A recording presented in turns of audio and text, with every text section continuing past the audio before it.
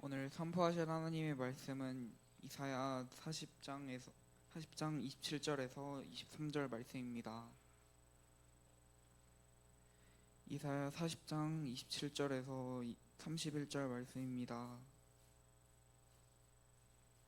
제가 봉독해 드리겠습니다. 야곱아 어찌하여 내가 말하며 이스라엘아 내가 이르기를 내 길은 여호와께 숨겨졌으며 내 송사는 내 하나님에게서 벗어난다 하였느냐. 너는 알지 못하였느냐. 듣지 못하였느냐. 영원하신 하나님 여호와 땅끝까지 창조하신 이는 피곤하지 않으시며 곤비하지 않으시며 명철이 한이 없으시며 피곤한 자에게는 능력을 주시며 무능한 자에게는 힘을 더하시나니 소년이라도 피곤하여 곤비하여 장정이라도 넘어지며 쓰러지되 오직 여호와를 앙망하는 자는 새 힘을 얻으리니 독수리가 날개치며 올라감 같을 것이요 다른 박질하여도 곤비하지 아니하겠고 걸어가도 피곤하지 아니하리로다. 저는 몸이 피곤할 때면은 꼭 비타민 C를 복용을 합니다. 그래서 어디서 나온 건데 누가 줘도 선물을 줘서 비타민 C를 먹는데, 이게 피곤한지 안 피곤한지 이거 먹어서 효과가 있는지 없는지 모르겠지만은 제가 느끼기에는 안 먹는 것보다는 훨씬 나은 것 같아요. 왜냐하면 이 비타민 C라는 게 우리 몸에서 만들어지는 영양소가 아닙니다. 바깥에서 뭔가를 섭취해야지만 비타민 C가 우리 몸에 들어와요. 이 비타민 C의 작용은 체내의 활성산소를 제거해주는 항산화 역할도 하기 때문에 이 비타민 C가 굉장히 중요하다고 합니다. 궤열병, 그 다음에 만성 피로, 코피가 자주 난다, 그 다음에 자꾸 숨이 찬다, 소화장애가 생긴다, 또는 약간의 우울증이 있다, 그러면은 비타민 C 부족일 수 있어요. 그러니까 비타민 C를 먹으면 우리 안에 조금 더 활성화되는 그런 기분이 든다 이거예요. 그런데 많이 드시는 것도 별로 안 좋아. 왜냐하면 우리 몸이 소화할 수 있는 비타민 C, 필요한 비타민 C만 이제 소화하고 나면 나머지 비타민 C는 신장을 통해서 다 밖으로 배출되기 때문에 적당한 양을 섭취하는 게 제일 좋습니다. 자, 오늘 비타 500 안 드시는데 끝나고 드시려고 그러시는 거예요? 네, 드시고 힘 얻으시기를 축복합니다. 그런데 비타 500이나 비타민 C나 무슨 몸에 좋은 것보다도 오늘 저는 여러분에게 진정한 보양식을 말씀드리고자 하는 것입니다. 새 힘을 얻는 비결, 네, 궁금하지 않아요? 새 힘을 얻는 비결, 어떻게 하면 우리가 인생을 살아가면서 새 힘을 얻을 수 있을까? 여러분 가만히 보면 우리 일상이 피곤합니다. 직장에서 열심히 일을 하고 보람되게 일을 하지만 나름대로 스트레스가 있어요. 프로젝트를 어느 정도 어느 날까지 이거를 다 준비해 놔야 되는 그런 각박감, 압박감이 있죠. 또 상사하고 직장 동료 사이에 생기는 그런 불화나 마찰 등 이런 것들 때문에 우리가 이렇게 저렇게 스트레스를 안 받을 수 없습니다. 그래서 우리는 자꾸 세상을 살아갈수록 기쁘고 좋은 일도 있지만 또 그만한 무게의 어려움들을 감당하며 살다 보니까 지치고 힘들고 마음도 낙심되고 절망스러울 때가 많이 있다는 사실인 것이죠. 여러분도 인정하시지 않습니까? 오늘 본문의 말씀 우리가 조금 아까 우리 진호 군이 잘 읽어줬는데 그 본문의 말씀의 배경을 먼저 여러분에게 한번 말씀드리려고 합니다. 기원전 586년에 남유다는 북이스라엘이 일찌감치 망하고 남유다가 주님 오시기 전 586년에 바벨론이라고 하는 어마어마한 대제국에게 멸망당하고 말았어요. 하나님의 백성들이고 화려한 성전이 있는 하나님의 도성인 예루살렘이 완전히 파괴됐습니다. 성경에 보면 돌 위에 돌 하나도 남지 않고 다 파괴됐다 그랬어요. 그리고 성전에서 있던 모든 금과 하나님께 제사할 때 쓰던 모든 제사 기구들은 느부갓네살이 전부 다 탈취하여 바벨론에 있는 보물 창고에다가 다 갖다 넣어놨습니다. 그리고 1차, 2차, 3차에 걸쳐서 예루살렘에 사는 이스라엘 백성들, 남유다 백성들을 포로로 끌려갔습니다. 젊은 지식인들, 그 다음에 힘있고 군사로 쓰기에 좋은 청년들, 나중에는 일반 사람들까지 끌어가서 수십만 명에 해당하는 사람이 머나먼 타지인 바벨론에서 포로 생활을 하기 시작했다는 것입니다. 집을 주었겠어요? 들판을 주면서 너희들이 알아서 집 짓고 살아라 했겠죠. 그러니 그들의 삶이 얼마나 힘들었겠습니까? 어떤 선지자가 일어나서 여러분 걱정하지 마세요. 3년 4년만 지나면 우리 하나님이 여러분을 다시 고국으로 되돌려 보낼 것입니다. 걱정하지 마세요. 그렇게 예언을 했지만 거짓 선지자였어요. 하나님이 계획하신 시간은 3년 4년이 아닌 70년이었기 때문에 그렇습니다. 그러니 그곳에서 한 해 두 해 살던 그들, 70년이라는 세월을 살 줄을 모르고 마냥 언제나 고향 땅으로 돌아갈 수 있을까 하면서 집을 짓고 살던 그 사람들, 해가 거듭될수록 그들의 마음은 절망적이 되어가는 것입니다. 야, 이러다 우리는 나라도 없이 이렇게 여기서 살다가 죽는 거 아니냐. 그들의 마음은 갈등과 번민에 휩싸여지는 것입니다. 우리가 하나님의 백성인데 하나님이 우리를 이렇게 버리시는 것인가? 하나님 말씀 안 들었다고 이렇게 내동댕이 치시는 것인가? 하나님 정말 우리를 이렇게 이곳에 포로로 삼고 지내도록 두시는구나. 그 어려울 때 하나님께 기도하고 우리를 제발 돌려보내달라고, 우리를 제발 이 극악한 환경 속에서 건져달라고 하나님 앞에 간구했지만 하나님의 계획은 70년이었어요. 그래서 고통받는 자신들을 잊었다고 하나님을 원망하기 시작했습니다. 27절, 야곱아 어찌하여 내가 말하며 이스라엘아 내가 이르기를 내 길은 여호와께 숨겨졌으며 내 송사는 하나님에게서 벗어난다 하느냐. 하나님 내 기도를 듣지 않으시는구나. 하나님이 내 삶의 이 어려운 형편을 돌아보지 않으시는구나 하며 절망 속에 빠져 있었다 하는 것입니다. 그런 절망은 살아계신 하나님의 능력을, 그분의 약속을, 너무도 귀한 그분의 은혜를 바라보는 그들의 눈동자를 자꾸만 감게 만들었어요. 더 이상 하나님을 바라보는 눈동자가 더 이상 하나님을 바라보지 않고 환경과 여건과 현실과 삶의 모든 문제들 속에서 헤어나올 줄 모르는 절망으로 치닫고 있었다 하는 것입니다. 그들의 입술에서는 절망과 탄식의 소리가 끊임없이 나왔어요. 그때 하나님께서 포로된 백성들에게 이사야 선지자를 보내셨어요. 그러면서 하시는 말씀인 것입니다. 너는 알지 못하였느냐? 듣지 못하였느냐? 영원하신 하나님 여호와 땅끝까지 창조하신 이는 피곤하지 않으시며 곤비하지 않으시며 명철이 하한이 없으시며 피곤한 자에게 능력을 주시며 무능한 자에게 힘을 더하시나니 라고 선지자를 통해 그들에게 하나님이 누구신지를 다시 한번 강조해 말씀하고 있는 것입니다.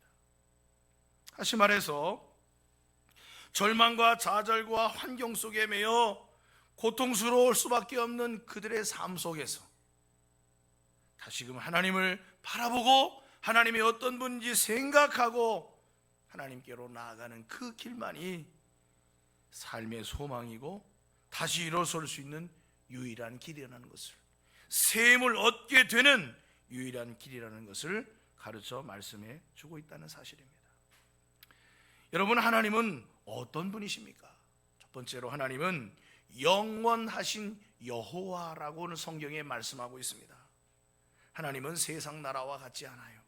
세상 권력자들과도 같지 않습니다. 그들은 모두 얼마 가지 않아 쇠퇴하고 사라져 버리지만은 하나님은 영원 무궁하도록 쇠하지 아니하시고 소멸하지도 아니하시는 영원토록 변함없는 분이 바로 하나님이신 줄로 믿습니다. 당연히 하나님의 약속도 영원하며 쇠하지 않으며 어제의 약속이, 200년 전의 약속이, 300년 전의 약속이 앞으로도 영원토록 지속되는 하나님의 신실한 약속이라는 것을 믿으시기를 주님의 이름으로 간절히 축원합니다. 우리가 약하면 다 약한 것처럼 보이는 것입니다. 내가 지치고 힘들면 다 지치고 힘든 것처럼 보이는 거죠. 사람은 그래요. 내가 기뻐 보세요. 다 기쁜 것처럼 보이는 것입니다. 내가 즐거워 보세요. 이거 다 즐거운 것처럼 보이는 거예요. 근데 내가 피곤하고 내가 힘들면 다 쓸데없는 것 같고 다 필요 없는 것 같고 그렇게 되는 법인 것입니다. 그런데 하나님은 영원하시다 이거예요. 피곤하지도 졸지도 주무시지도 않는 그 능력과 약속과 신실함이, 사랑이 변함없으시다는 사실을 믿으시기를 간절히 축원합니다. 두 번째로는 하나님은 뭐라고 말씀했습니까? 땅 끝까지 창조하신 분이라고 했습니다. 하나님이 우주와 만물과 세상 모든 것을 창조하셨다는 이야기는 그분이 주인이시고 그분 손 안에서 모든 것이 이루어지고 움직여진다는 거예요. 땅에 돌멩이 하나도 풀 한 그루도 하나님의 손길 때문에 지어졌다는 사실인 것입니다. 지으신 분이 하나님이시니 살리거나 죽이는 것도 다 하나님 손 안에 있는 것입니다. 그러므로 우리가 생명력을 갖고 살아가는 방법은 당연히 하나님께 있어요. 하나님을 가까이 하는 자에게 하나님의 생명과 능력과 새 힘이 일어나게 된다는 것입니다. 또한 하나님은 어떤 분이시냐? 피곤하지 않으시며 곤비하지 않으시며 명철이 한이 없으신 분이라는 것입니다. 캐나다에 여행을 가는 사람들이 꼭 들리는 데가 있어요. 어딘 줄 아세요? 네, 안 가보셨구나 아직. 네, 그래요. 저도 아직 못 가봤어요. 우리 언제 한번 가보자고요. 어디를 가냐면은 나이아가라 폭포. 왜 거길 가는 줄 아세요? 예? 거기 가면 나이아가라 아는 거 보니까 알고 계시는구나. 네. 그래서 나이아가라 폭포를 간다는 거예요. 근데 그 폭포가 얼마나 큰지, 전 세계에서 최고 넓고 큰 폭포인데 그 물이 줄거나 사라지지 않아요. 도대체 그 많은 물이 떨어지는데 어디서부터 그 물이 생겨가지고 오는지, 아니 그렇게 많이 폭포로 떨어지는데도 물이 없어지거나 줄거나 하지 않는다 이 말이에요. 자연 만물을 봐도 하나님이 그것을 만드신 역사를 생각해 보면 하나님이 만드셨으니까 폭포의 기세도 줄지 않는 거예요. 피곤하지도 곤비하지도 명철이 한이 없으시기 때문에 우리에게 새 힘을 모든 사람에게 주시기에 충분한 능력자라는 것을 믿으시기를 주의 이름으로 간절히 축원합니다. 그래서 하나님은 어떤 분이신가요? 그래서 피곤한 자에게는 능력을 주시며 무능한 자에게는 힘을 더하여 주시는 하나님이신 줄로 믿습니다. 그래서 이토록 풍성하고 자비하신 하나님께 하나님 나의 삶에 새 힘을 주세요. 나의 삶에 새 능력을 주세요. 나의 삶에 하나님이 공급하시는 지혜를 주세요. 감당할 수 있도록 힘을 더하여 주세요 라고 기도할 때 하나님께서 그 힘을 곤비하지도 피곤하지도 않으신 그분께서 넉넉히 주시는 줄 믿으시기를 주의 이름으로 간절히 축원합니다. 여러분에게 하나님이 주시는 새 힘을 얻으시기를 주의 이름으로 간절히 축원합니다. 아침에 뜨는 해를 보세요. 아침마다 변함없이 뜹니다. 저 태양이 얼마나 큰 줄 아세요? 지구보다도 수십 배나 커요. 아침마다 뜨는 것입니다. 그뿐입니까? 새가 지저귀고 노래하는 숲과 저 웅장한 산을 보세요. 항상 그 자리에 있으며 항상 살아있는 것처럼 그렇게 생동감이 넘치는 것입니다. 바다의 파도는 어떻습니까? 몰아치고 저 파도가 수십 년 수억 년 몰아쳐서 바위도 깨트리고 절벽도 만드는 것입니다. 누가 하는 일입니까? 하나님이 하시는 일이에요. 하늘에서 내려치는 천둥 소리를 들어보셨습니까?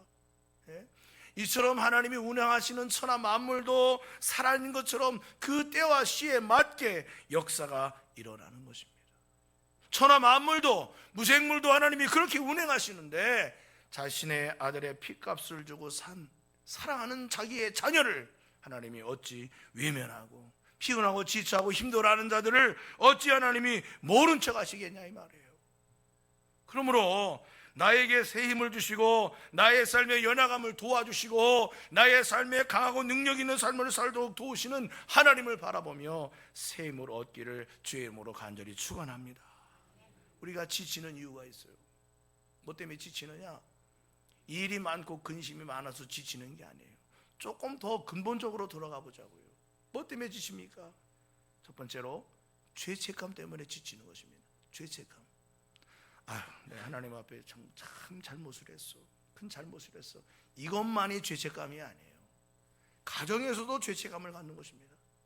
사람은 이상하게 누군가에게 자꾸 죄책감을 들게 만드는데 아주 탁월한 재능이 있어요.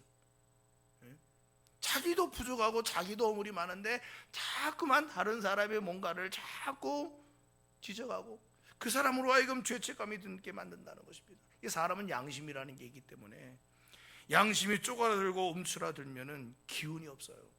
삶에 희망이 없어요.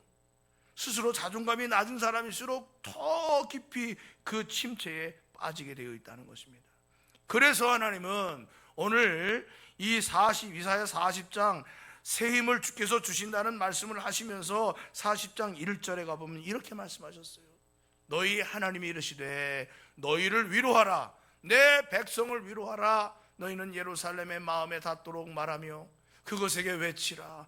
마음에 닿도록 하나님의 말씀을 전해주라는 것입니다. 그 노역의 때가 끝났고 주 죄악의 사함을 받았느니라. 그의 모든 죄로 말미암아 여호와의 손에서 벌을 배나 받았느니라 알지니라 하시니라 그랬어요. 이 말은 무슨 말입니까? 너희는 이미 치를 값을 다 치렀으니까 죄책감 가지려 하지 말아라 이거예요. 스스로 움츠러들고 근심하고 염려하고 두려워하고 하나님이 나를 버리셨다 의심하지 말라는 것입니다. 그런 의심과 어려움에 빠져있는 내 백성을 너희는 가서 위로해줘라. 너희 이제 죄가는 다 끝났다. 그 죄에 대한 대가는 다 치렀으니까 이제는 회복될 일만 남았다. 걱정하지 말아라. 두려워하지 말아라. 이렇게 말해주라는 것입니다. 사랑하는 성도 여러분, 우리의 모든 죄는 십자가에서 못 박아 해결받은 줄 믿으시기 바랍니다. 그런데도 우리는 자꾸만 죄책감이 들 때가 있어요.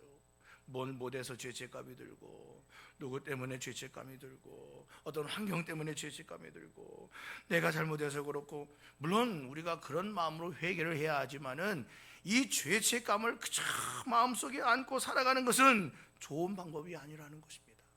이사야서 1장 18절에 보니까 여호와께서 말씀하시되 오라 우리가 서로 변론하자.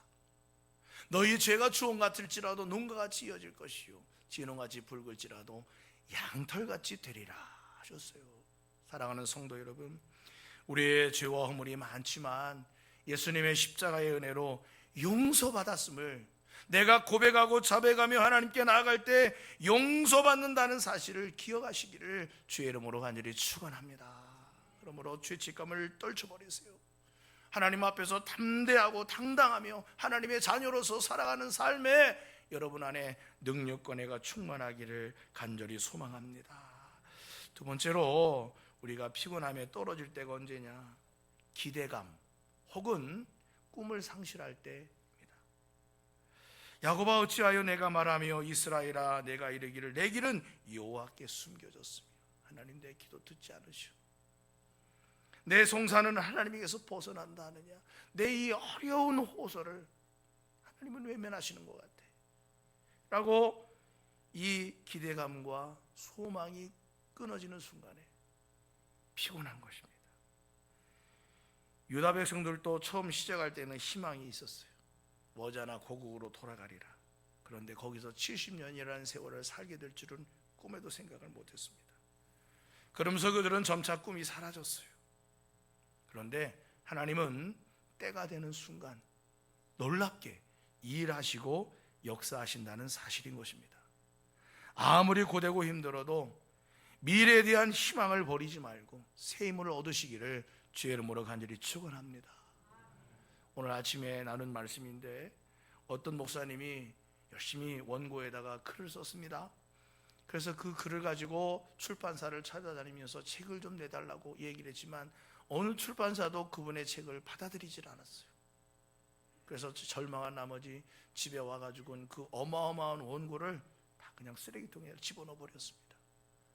그때 그의 부인이 여보 이렇게 애쓰고 힘써서 쓴 원고를 이렇게 버리면 어떻게 해요? 그까짓 놈고 다 버려버려.